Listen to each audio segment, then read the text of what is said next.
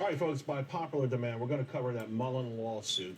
Joining me now, in fact, Mullen Automotive Chairman, CEO David Michery, along with Christian Atter, law managing partner Wes Christian, who's been on our show before. And David, thanks for joining the show. For folks who aren't familiar with it and say, well, why will we be talking about a 60-cent stock? I do want to point out your average daily volume is 274 million shares a day. You got quite a huge following of retail investors who have fallen in love with your stock. Many of them are disappointed. I want to talk to you about a series of things, but let's begin first and foremost with this lawsuit that you have against these brokerage firms. What are you alleging here?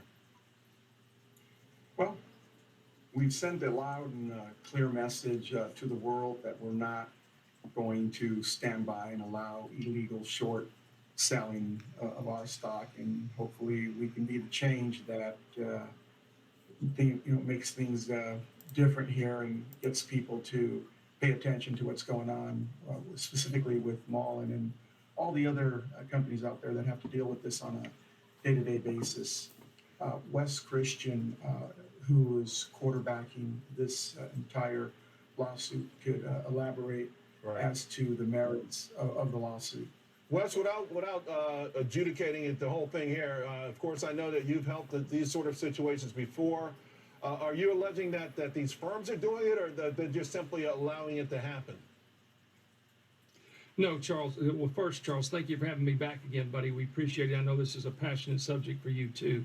What we're alleging, simple version, is the defendants in this case illegally violated Rule 15C33, which is the customer protection rule, as well as Rule 14B1, both of which stem out of them either short selling shares illegally by not having a proper borrow. Why? Because they were using customers' accounts, which violates Rule 15C33, and in doing so, and knowing that there's going to be shares coming and these conversions that happened.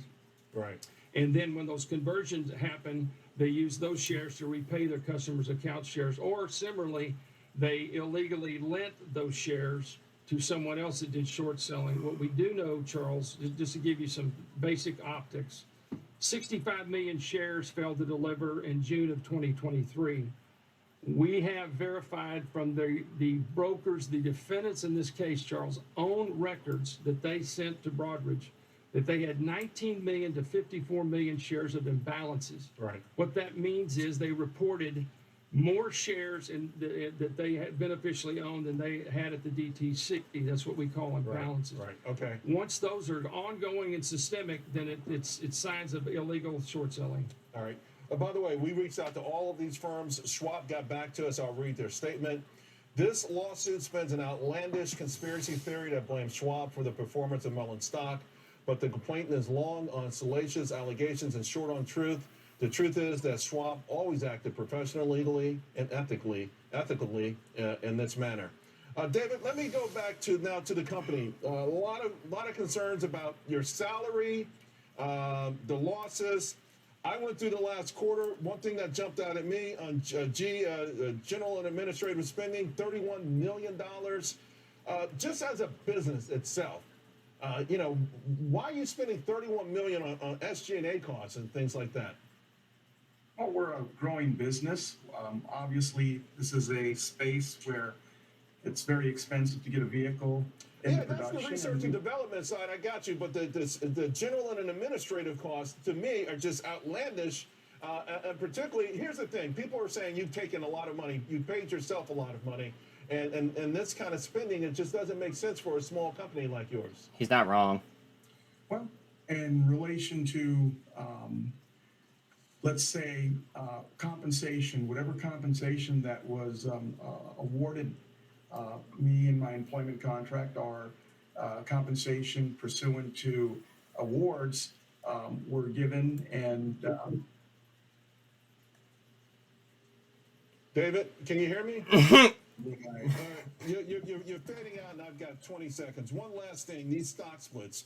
Okay, I read your firm. What the firm is saying is that these stock splits were done to stay compliant with Nasdaq listings. But every time you split your stock, it becomes fodder for the shorts. I mean, we go 1 for 25, and then one for authorized, 1 for 100, and you do 1 for 9. We know that the shorts pounce. So, folks, it looks like we're having some audio issues with David. We're running out of time. We'll pick this up again. We want to go over these stock splits, which to me are just nuts. They're nuts. All you're doing is helping the shorts. We'll also talk about the role of dark pools because it really seems nefarious to me. Right now, I'll hand it over to Liz Clayman. Buffett does. Well, that wasn't much.